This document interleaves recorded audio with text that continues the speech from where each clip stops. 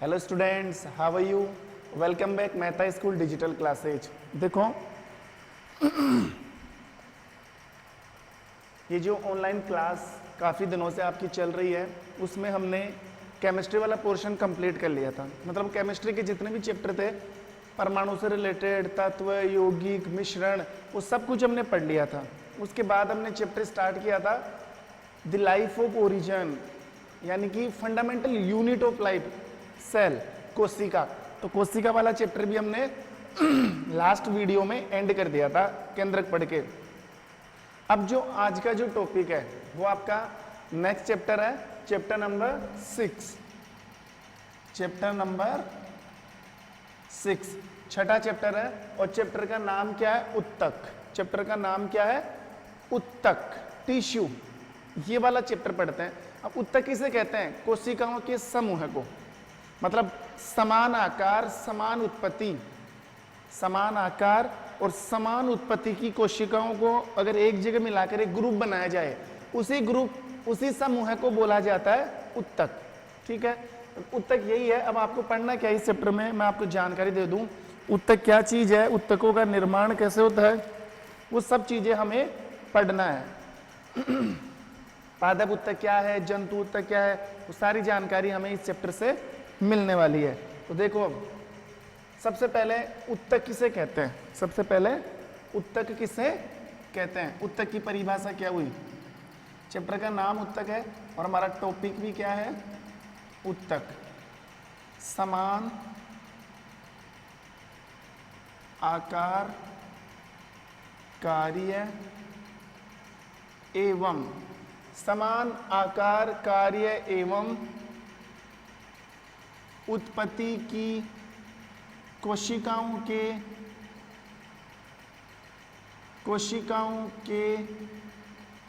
समूह को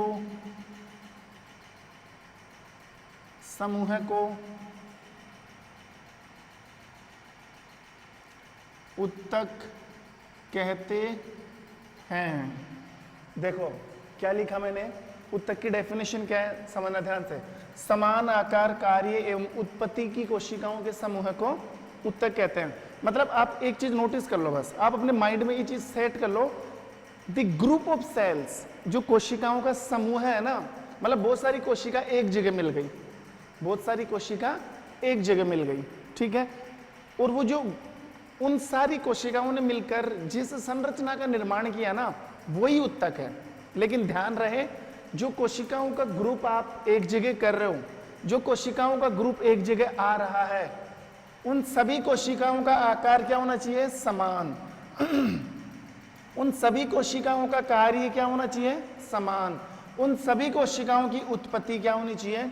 मतलब ऐसी कोशिकाएं जिनका आकार बिल्कुल सेम हो, जिनका कार्य समान हो, जिनकी उत्पत्ति भी एक साथ हुई हो, ऐसी कोशिकाएं अगर मिलकर ग्रुप बना लेती है, दैट इज कॉल्ड टिश्यू। उसे हम क्या बोलते हैं? उत्तक। देखो, हमारी बॉडी का एक सिस्टम समझाता हूं आपको। हमारी बॉडी की जो फंडामेंटल यूनिट है, शरीर की सबसे छोटी इकाई, जैसे ब्रह्मांड में किसी भी पदार्थ की सबसे छोटी इकाई होती है परमाणु, क्योंकि सब चीज किससे मिलकर बनी है? परमाणु, अणु, यौगिक, तत्व है। ठीक है, इससे ये तैयार हुआ है। अगर हमारी बॉडी की बात करें तो हमारी बॉडी में सबसे छोटी इकाई होती है कोशिका। कोशिकाओं के समूह को बोलते हैं उत्तक। उत्तक के समूह को बोलते हैं उत्तक तंत्र। उत्तक तंत्र के समूह को बोलते हैं अंग। अंग के समूह को बोलते हैं अंग तंत्र। और फिर लास्ट में क्या बनती है? बॉडी। देखो कैसे, एक बार थोड़ी सी बेसिक चीज समझा रहा हूं चैप्टर से हटकर। सबसे शरीर की बॉडी के बारे में बता रहा हूं, हमारे शरीर कैसे बना, समझना काम की चीज है। सबसे पहले अगर शरीर की सबसे छोटी इकाई है तो वो कौन होती है? आप कहोगे सर कोशिका। कोशिकाओं के समूह को क्या बोलते हैं? आप कहोगे सर उत्तक। उत्तक के समूह को क्या बोलते हैं? उत्तक तंत्र। क्या बोलते हैं? उत्तक तंत्र। उत्तक तंत्र के समूह को क्या बोलते हैं? अंग। क्या बोलते हैं? अंग। अंग के समूह को क्या बोलते हैं? अंग तंत्र। अंग तंत्र के समूह को क्या बोलते हैं? शरीर। क्या बोलते हैं? शरीर बोलते हैं। अब आप देखो, शरीर की सबसे छोटी इकाई होती है कोशिका। शरीर की सबसे छोटी इकाई क्या होती है? कोशिका होती है, कोशिका।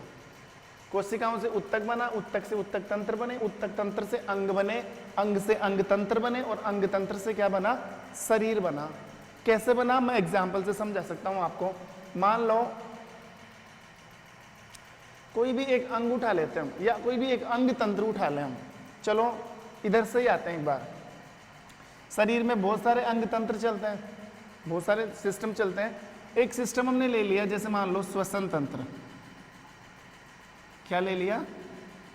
श्वसन तंत्र। अब जो श्वसन तंत्र है बहुत सारे अंगों से मिलकर बना हुआ है। श्वसन तंत्र कितने अंगों से मिलकर बना हुआ है? देखो, जैसे मान लो श्वास नली, श्वास नली है, कंठ भी इसका हिस्सा है, फेफड़ा है, इन सब से मिलकर क्या बना? श्वसन तंत्र। और ये श्वास नली है, ये बहुत सारे उत्तकों से मिलकर बनी हुई है। श्वास नली में कई प्रकार के उत्तक पाए जाते हैं, ठीक है। एपिथेलियम टिश्यू है, और भी कई टाइप के इसमें उत्तक पाए जाते हैं। श्वास नली बहुत सारे उत्तकों से मिलकर बनी है। वो उत्तक, अगर किसी स्पेशली उत्तक की बात करोगे तो वो अकेला हो गया, और बहुत सारे उत्तक मिल जाएंगे तो उत्तक तंत्र बन जाएगा।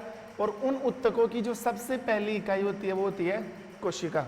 जैसे मैं इस हाथ का एग्जाम्पल दूं, समझना आप। इस हाथ की सबसे छोटी इकाई कोशिका। उन कोशिकाओं ने मिलकर क्या बनाया? हाथ के उत्तक। अब हाथ में बहुत सारे उत्तक है। देखो ये जो स्किन है ना, त्वचा है, ये भी एक प्रकार का उत्तक है।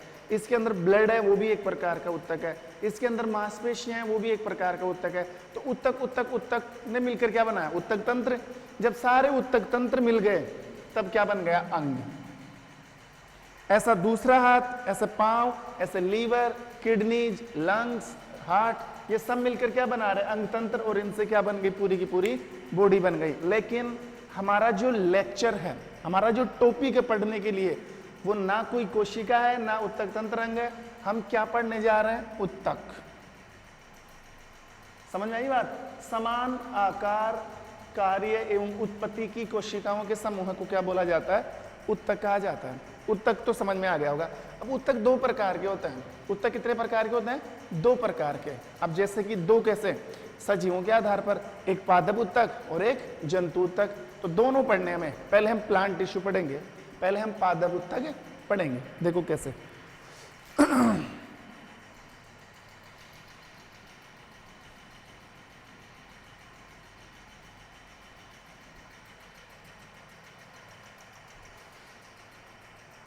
अब देखो, उत्तक कितने टाइप के? 2 टाइप। उत्तक कितने प्रकार के? 2 प्रकार के। कितने प्रकार के होते हैं? 2 प्रकार के। एक पादप उत्तक, दूसरा जंतु उत्तक। जो टिश्यू है, there are divided into 2 parts. उनको कितने पार्ट में डिवाइड किया? 2। प्लांट टिश्यू मतलब पादप उत्तक, एनिमल टिश्यू मतलब जंतु उत्तक। तो हमें क्या करना? 1 by 1 पढ़ना है। सबसे पहले हम ले लेते हैं कौन सा? पादप उत्तक। सबसे पहले कौन सा? पादप उत्तक। तो देखो इधर ले लेते हैं एक बार।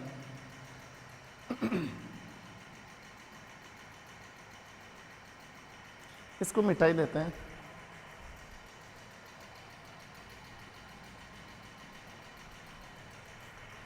तो मैं क्या कर रहा हूं? एक चार्ट बना रहा हूं पादप उत्तक का।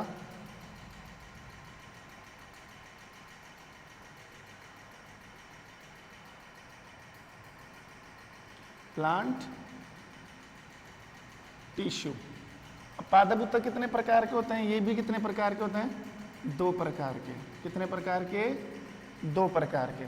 एक उत्तक तो हो गया विभज्योतक उत्तक। विभज्योतक उत्तक। और जो दूसरा उत्तक है वो है स्थायी उत्तक। प्लांट टिश्यू कितने टाइप के होते हैं? 2 टाइप के। एक तो विभज्योतक उत्तक। विभज्योतक उत्तक, इसको इंग्लिश में बोलते हैं meristematic tissue. Meristematic tissue. Meristematic tissue. और जो स्थायी उत्तक है परमानेंट टिश्यू, इनको क्या बोलते हैं? Permanent tissue. ओके, तो पादप उत्तक दो टाइप के होते हैं, विभज्योतक उत्तक और स्थायी उत्तक। सब समझ में आ जाएगा, एक एक चीज खोलूंगा, एक एक वर्ड समझाऊंगा, बस आप बने रहें इस वीडियो के साथ एंड तक। तो प्लांट टिश्यू दो टाइप से होते हैं, मतलब दो टाइप से इनको क्लासिफाई किया है, एक तो मेरिस्टेमेटिक टिश्यू और एक है परमानेंट टिश्यू। फिर ये जो विभज्योतक उत्तक है ना, इनकी संरचना के आधार पर, इनके कार्य के आधार पर और इनकी पोजीशन के आधार पर इनको फिर से तीन पार्ट में डिवाइड किया है। देखो तीन पार्ट कौन से हैं इसके, ऐसे ही बना लेते हैं।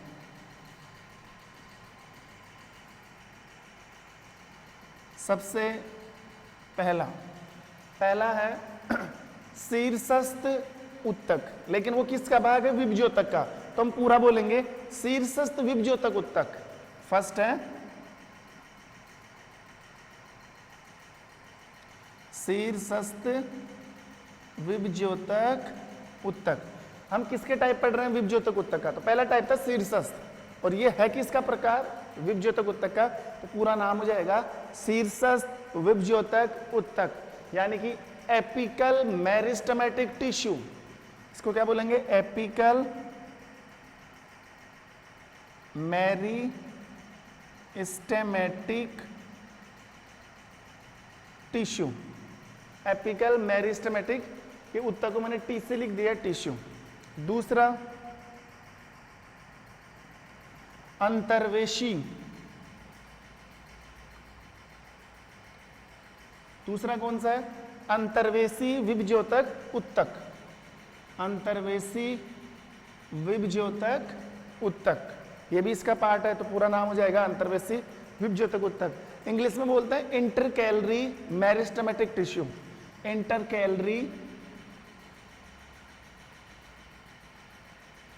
इंटरकैलरी मेरिस्टेमेटिक टिश्यू, समझ में आ रहा होगा। और इसका जो तीसरा प्रकार है वो है पार्श्व विभज्योतक उत्तक। पार्श्व विभज्योतक उत्तक, पार्श्व विभज्योतक उत्तक, इंग्लिश में बोलते हैं lateral meristematic tissue. Lateral meristematic tissue.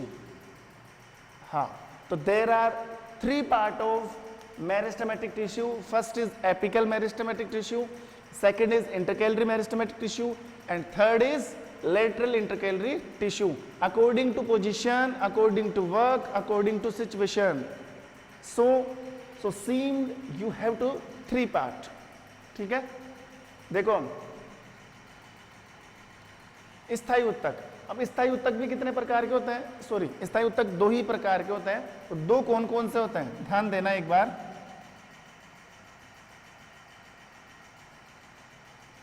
स्थायी उत्तक दो प्रकार के होते हैं। पहला, एक तो होता है, देखो स्थायी उत्तकों को सरल स्थायी उत्तक और एक होता है जटिल स्थायी उत्तक। एक तो सरल स्थायी उत्तक और एक जटिल स्थायी उत्तक। देखो एक बार, सरल स्थायी उत्तक और ये है जटिल स्थायी उत्तक। सरल स्थायी उत्तक और एक कौन सा है? जटिल स्थायी उत्तक। अब जो सरल स्थायी उत्तक है, इनको कितने पार्ट में डिवाइड किया है? तीन पार्ट में। कितने पार्ट में? तीन पार्ट में। इसको आप इंग्लिश में बोल सकते हो simple permanent tissue. Simple permanent tissue, यहां जगह नहीं है इसमें, लिख नहीं रहा। सिंपल परमानेंट टिश्यू, इसको क्या बोलोगे आप? Complex permanent tissue. हार्ड आ गया ना, थोड़ा जटिल आ गया, कॉम्प्लेक्स आ गया, कॉम्प्लेक्स परमानेंट टिश्यू।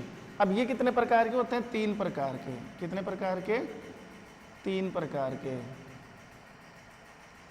अब जो ये तीन प्रकार के, इनका क्या नाम है?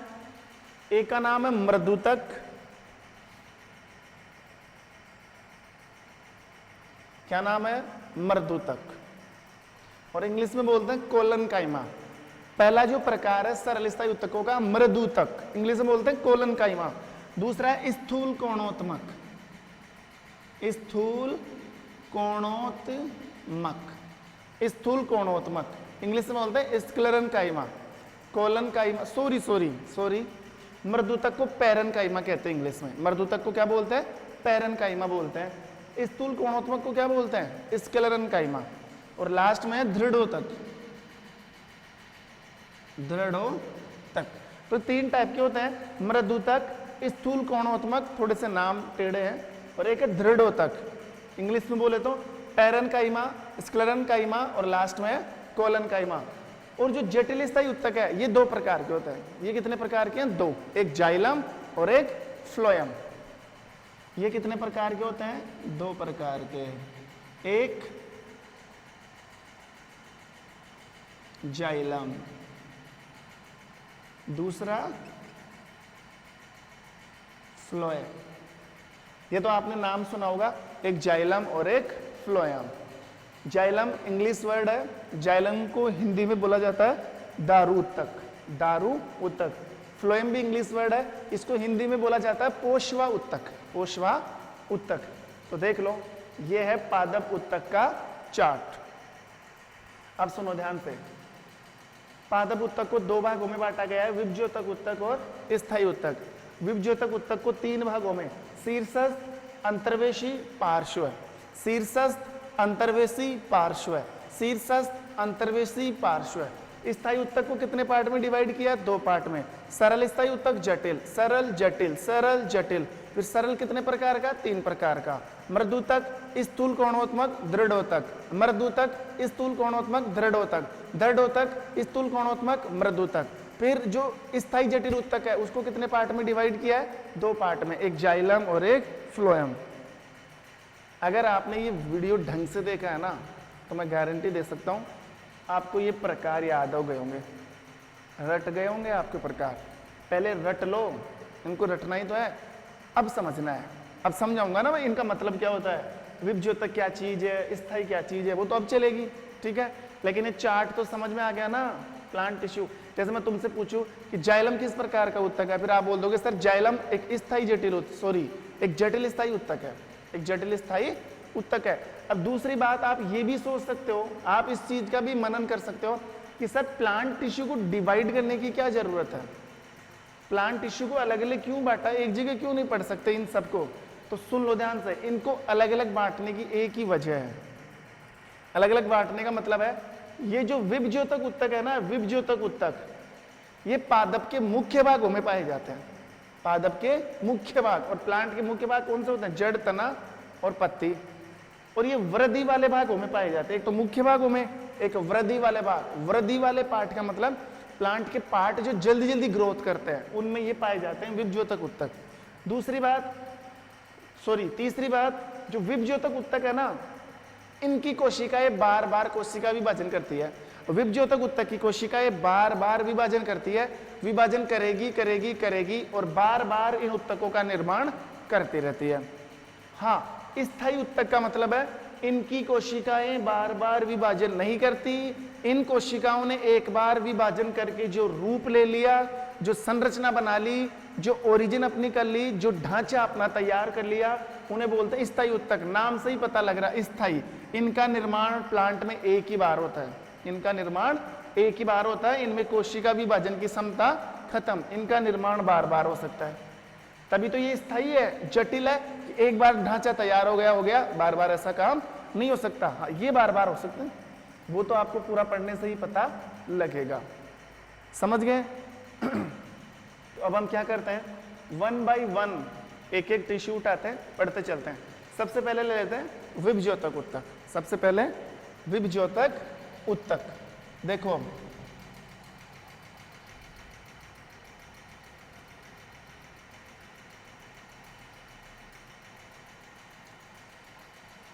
विभज्योतक उत्तक, मेरिस्टेमेटिक टिश्यू,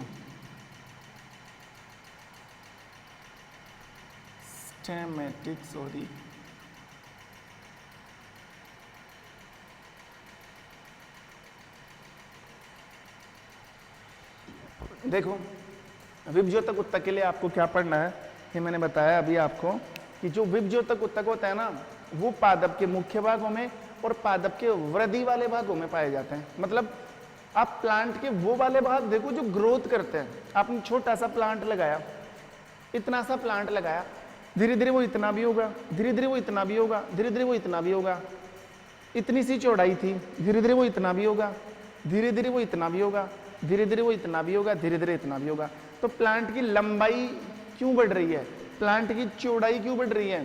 ये जो पादप के वृद्धि वाले भाग है, जैसे पत्तियां क्यों बढ़ रही है, तना क्यों बढ़ रही है, नीचे जड़ें क्यों फैल रही है, प्लांट की चौड़ाई क्यों हो रही है, ये सब विभज्योतक उत्तक के कारण होता है। इन सब कामों के पीछे किसका हाथ है? विभज्योतक उत्तक। सो लेट्स सी, आप नोटिस टू माई पॉइंट, आप यही नोटिस करोगे सबसे पहले कि जो विभज्योतक उत्तक होता है ना, वो पादप के मुख्य भागों में पाया जाता है। दूसरी बात, पादप के वृद्धि वाले भागों में पाया जाता है। जो पादप के वे भाग जो लंबाई बढ़ा रहे हैं, पादप के वे भाग जो चौड़ाई बढ़ा रहे हैं, उन्हीं भागों में, उन्हीं अंगों में क्या पाया जाता है? विभज्योतक उत्तक। विभज्योतक उत्तक वृद्धि वाले भागों में पाया जाता है। तीसरी बात, विभज्योतक उत्तक, विभज्योतक उत्तक की कोशिकाओं में बार बार कोशिका विभाजन होता है। मैं लिखता चलता हूं, समझ में आता जाएगा। देखो एक बात, पहला पॉइंट, पादप के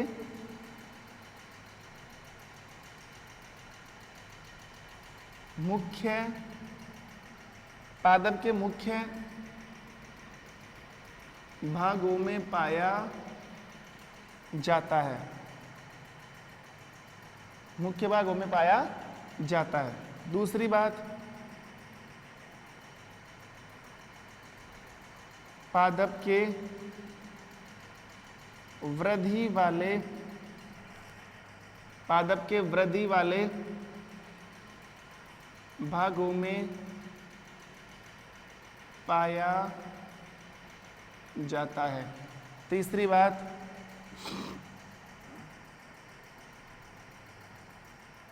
कोशिका विभाजन की, कोशिका विभाजन की क्षमता पाई जाती है, कोशिका विभाजन की क्षमता पाई जाती है, अर्थात विभेदन,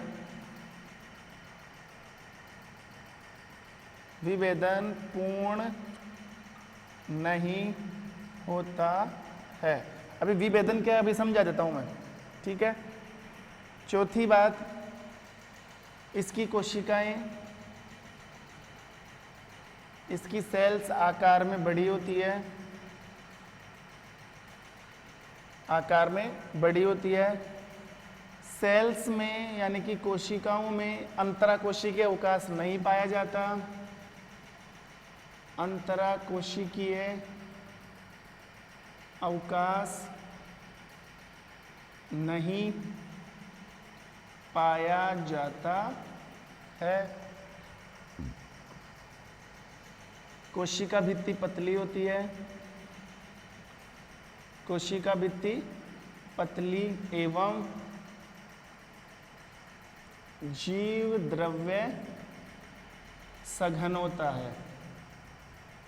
देखो ये सारी क्वालिटीज है मेरिस्टेमेटिक टिश्यू।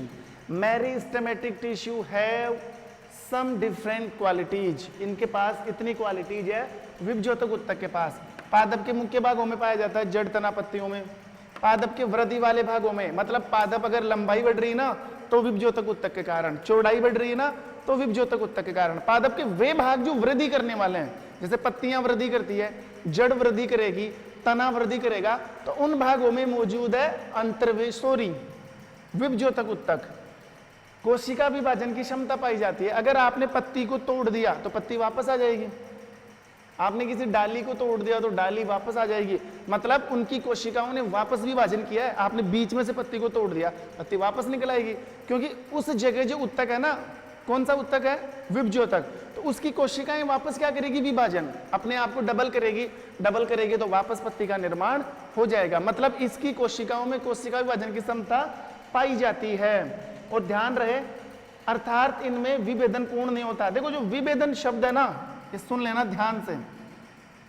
विभेदन का मतलब होता है अगर कोई कोशिकाएं एक बार विभाजित होकर अपना स्थायी रूप ले ले, जैसे ये है ना स्थायी उत्तक, विभेदन का मतलब होता है कोशिकाएं एक बार विभाजित होकर अगर अपना स्थायी रूप ले ले कि बस एक बार विभाजन होगा उसके बाद विभाजन नहीं होगा, अगर उन्होंने स्थायी रूप ले लिया, परमानेंट रूप ले लिया, तो उसे विभेदन कहते हैं। तो विभेदन बताओ विभज्योतक में होगा कि स्थायी में? स्थायी उत्तकों में।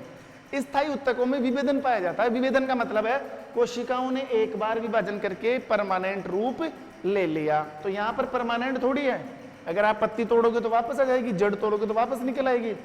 तो विभेदन पूर्ण नहीं होता है, विभेदन पूर्ण नहीं होता है, मतलब यहां पर विभेदन नहीं पाया जाता है। विभेदन होता तो इनमें कोशिका विभाजन की क्षमता नहीं होती। समझ में आ रहा है? विभेदन का मतलब क्या? इनका आकार परमानेंट होता है क्या? आपने एक बार पेड़ को कटवा दिया, डालियां हटवा दी, तो क्या दोबारा नहीं आती? आती ना दोबारा, क्योंकि कोशिका विभाजन करेगी। अगर इनमें विभेदन होता तो एक बार आपने पत्तियां हटा दी, वो आती ही नहीं वापस, वापस आती ही नहीं। तो ये होता है विभेदन का मतलब। इसकी सेल्स आकार में बड़ी होती है। अगर आप माइक्रोस्कोप से इनकी कोशिकाओं को देखोगे ना, तो इनकी कोशिकाएं देखो, इनका आकार मैंने बताया नहीं, बता दूं, इनका आकार अंडाकार होता है या फिर गोलाकार होता है, अंडाकार या फिर गोलाकार। और कोशिकाएं आकार में बड़ी बड़ी होती है। उसका रीजन ये है कि उनमें जीव द्रव्य भरा हुआ है, तो जीव द्रव्य के भरने से वो फैल जाती है। कोशिकाएं आकार में कैसी होती है? बड़ी। सेल्स में अंतर कोशिकीय अवकाश नहीं पाया जाता है। कोशिकाएं बिल्कुल पास पास होती है, देखो ऐसे।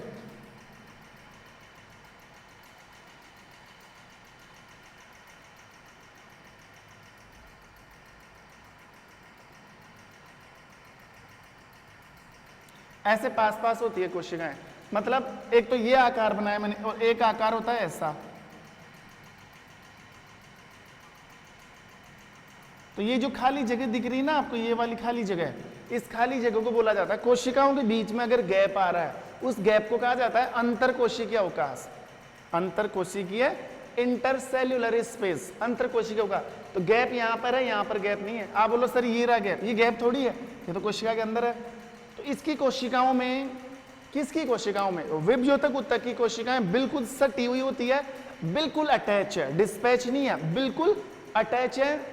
Do not have intercellular space, इनके पास अंतरा कोशिका अवकाश नहीं पाया जाता है। ठीक है, नेक्स्ट देखो, कोशिका भित्ति पतली होती है। कोशिका भित्ति बिल्कुल कैसी होती है? थिन होती है, थिन, पतली होती है, सेल्यूलोज की बनी होती है, एवं जीव द्रव्य सघन होता है। जीव द्रव्य बहुत ज्यादा इनमें भरा पड़ा है, जीव द्रव्य, तभी तो कोशिकाएं फैल गई, तभी तो इनका आकार क्या हो गया? बढ़ गया। और जीव द्रव्य क्या होता है? जीव द्रव्य बोलते हैं कोशिका द्रव और केंद्रक द्रव दोनों को मिलाकर क्या बोल देते हैं? जीव द्रव्य। मतलब आप ये समझ सकते हो सीधे सीधे कि इनकी कोशिकाओं में कोशिका द्रव की मात्रा क्या होती है? अधिक होती है। ये लो, अभी तक मैंने सिर्फ विभज्योतक उत्तक का मतलब समझाया, अभी तक सिर्फ विभज्योतक उत्तक का मीन समझाया। क्या चीज है विभज्योतक उत्तक? ठीक है, क्या क्या इसकी विशेषताएं हैं वो हम पढ़ चुके हैं। अब जो नेक्स्ट वीडियो आएगा ना, उसमें हम पढ़ेंगे विभज्योतक उत्तक के टाइप। नेक्स्ट क्लास में यही होगा, विभज्योतक उत्तक के प्रकार, इन तीनों उत्तकों के बारे में पढ़ेंगे। तब तक के लिए अलविदा, thank you, have a nice day.